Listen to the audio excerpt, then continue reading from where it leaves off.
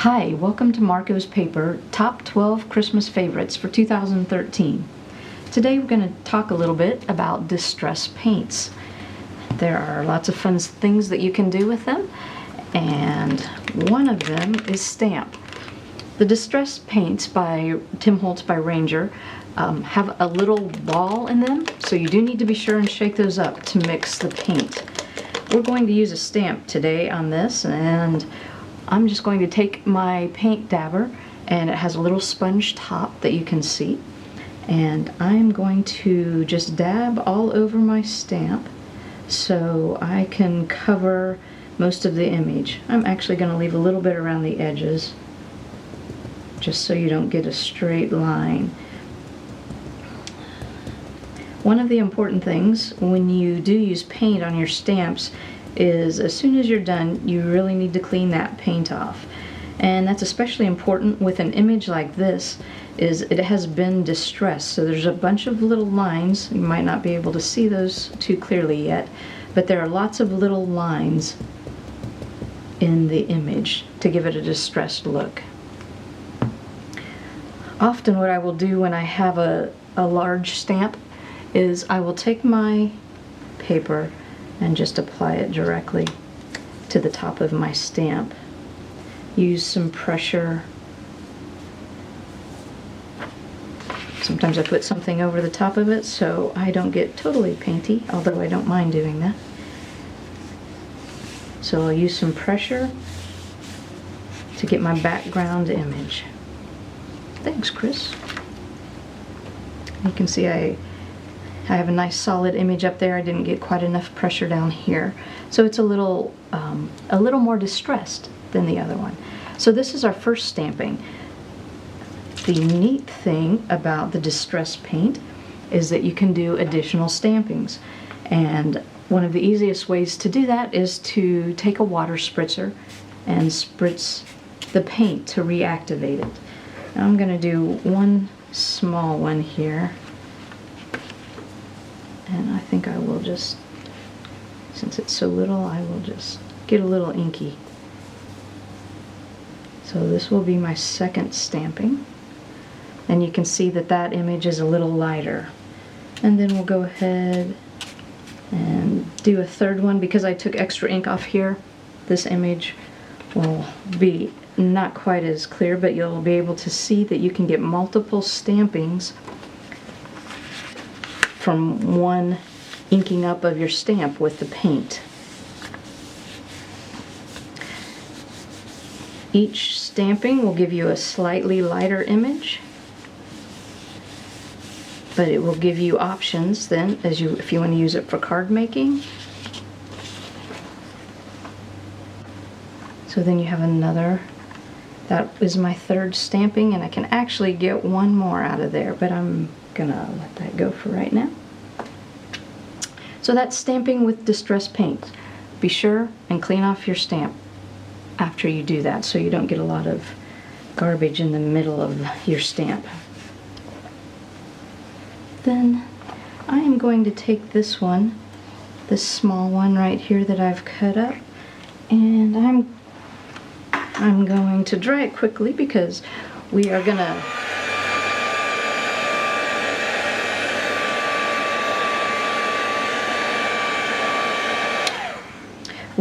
to do a little background inking on that.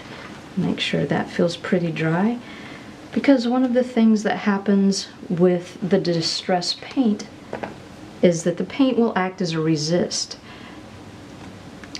Especially if, like on our first image here, where we have heavy coverage of our paint, that will act like a true resist. On this image, on our second stamping, our coverage is not quite as opaque as the first, so we'll get a little more mixing of the colors in this. And I will show you what I mean by that. I'm going to take my distress ink that actually matches. This is Seedless Preserves. And I will ink up my blending tool, and I'm just going to go over the background here a little bit, and you'll be able to see that just comes right over that paint. You can still see your background, Gives you a bit of a two-tone effect on that. Then I'm going to take a secondary color, one of my favorites. It's been around for a long time in the Tim Holtz Distress line. As you can tell, it's well used. This is Broken China. And I'm going to do the same thing. I'll take my ink pad, bring my color over the painted portion that I stamped on. And you'll notice you can still see your stamped color through there. I like to bring my inks down into each other a little bit so we have a nice little blended area with a bit of a blue background.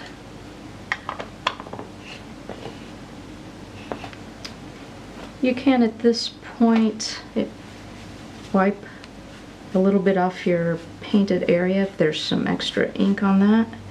You can wipe that a little bit and get your ink off of there. So that the paint that is stamped on acts as a resist. So you can use your inks, your distressed inks, over the top of that because the paint underneath will resist, so you'll still see your color that you painted underneath. The next portion of our little card that we're going to do is we are going to take this fun product called sticky embossing powder. And like the name says, it gets sticky. So the first thing you'll do is you'll use your dirty Versamark pad and you will ink up your item that you want to put your embossing powder on. So we'll take our embossing ink, Versamark or Ranger makes some, several other companies do. You can take that, pour your sticky embossing powder on there. And you do, when you use sticky embossing and powder, you do want to make sure you read the label because sometimes it's kind of hard to see on there that it is the sticky embossing powder. So it's not white like it looks like, it is clear. And it is helpful to have a little pair of tweezers here to hold it because it does get a little warm. So then we will heat this. And one of the tricks of the sticky embossing powder is not to heat it for too long. You want to just heat it until you begin to see the shine.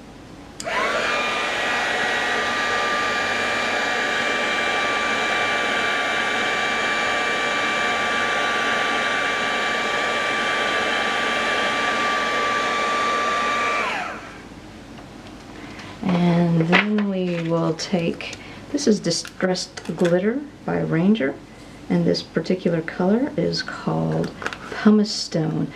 And actually in this embossing, or in this glitter, it has a very old silver look to it. So there you can see the glitter on our little piece of paper. Sticks right to that sticky embossing powder, and then we have a little snow hill. And we will take that snow hill and we are going to apply it to our little card. And actually I have one here that I have finished up.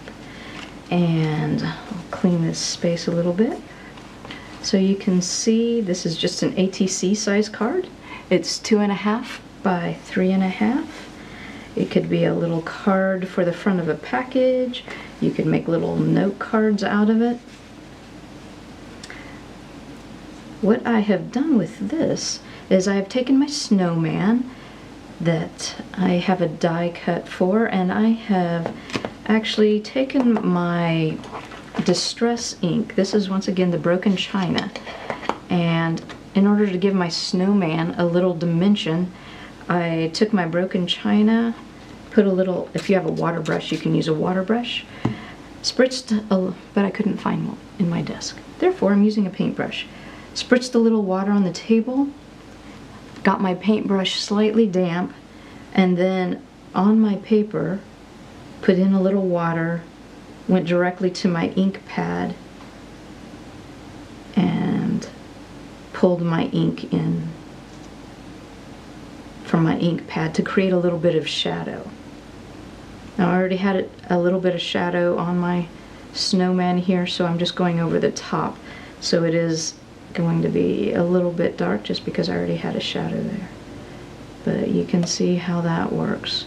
I do find it helpful to put some water down on my paper first and then use my brush or my water brush to bring in a little bit of color for shadow. And I've put some shadow under the hat around the sides of the snowman body parts. The other thing I did with my distress paint is I took a little bit of, this is wild honey, and I painted his scarf. Put a little bit on my mat, did the same thing, took some water, put it in my paint, watered it down, and then I painted the background for my scarf. And that's how I did that.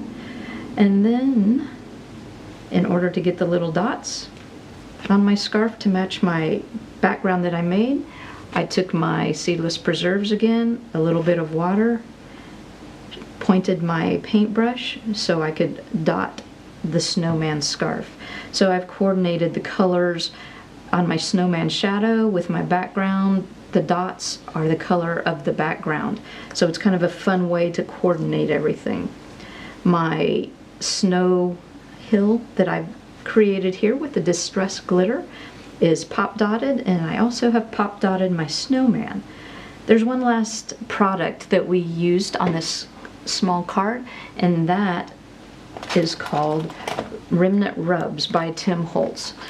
And these are kind of fun. This is the Christmas time version, and that comes with one sheet of white and one sheet of black rub-ons. And as you can see, there's many words, different styles, different texts, even some music on there that you can use to create fun words. And I've added a couple snowflakes already. I've added the word wish, and I'm just going to show you quickly this one last snowflake.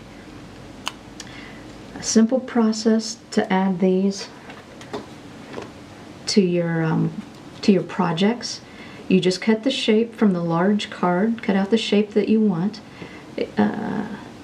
place it, and you can use, since it has a transparent background, you can place it on there on your card or your project to see where you would like it, kind of figure that out, and then you can peel off. There's a white backing that you do need to peel off before you start your rub-on. And the package does come with the popsicle stick that you can use to do your rub-on. The tricky part for me is always figuring out when it is complete. So we'll give it a try here. Oops, not quite coming up. So what you can do if it's not quite done, go ahead, test it. If the decal is coming up when you peel up the rest of the piece, then you know you need to rub it a little bit more to get some good adhesion. So we'll try it one more time here. And that peels right off, and now I have 3 snowflakes and the word wish that I've put on here. Lots of fun. You can also add maybe a little distress stickles in orange for the nose and a little bit of shimmer in the hat, and you'll have a finished little card done fairly quickly. And it also gives you several stampings of backgrounds that you'll be able to use for other projects. So distress paints are a lot of fun. One of the couple of interesting facts about those is that they do coordinate with the rest of the distress line. So there's inks, there's stains, there's markers that you can use to coordinate, like we did here with the ink and the paint, to coordinate our backgrounds. Chris is going to show you another way to use distressed inks using a couple of different shades together.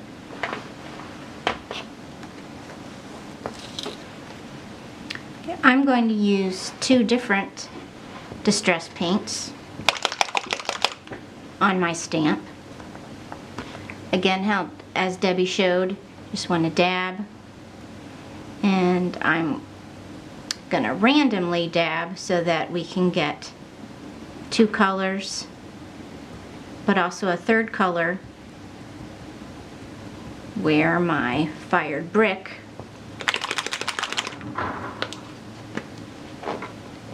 combines with the spice marmalade. And if my dabber does go over that spice marmalade, that is not a problem. When I'm all finished, I'll just scrub it on my mat to get that other color off, and it will not affect the paint in any way.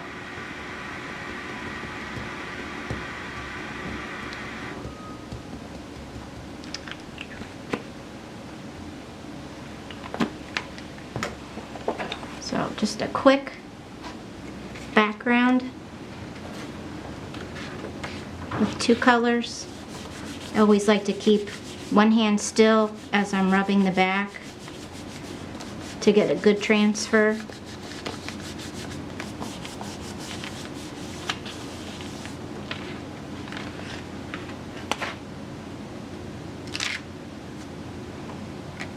So that shows 2 inks. You can even use 3. I probably want to use more than 3. And then here's a card where I've used those colors, then just an image, added some twine for a quick and easy card. So we hope you try some distressed inks, a couple different types of backgrounds, different looks that you can use with distressed inks, as well as a few other products like the distressed glitter, the sticky back embossing powder, and remnant rub-ons.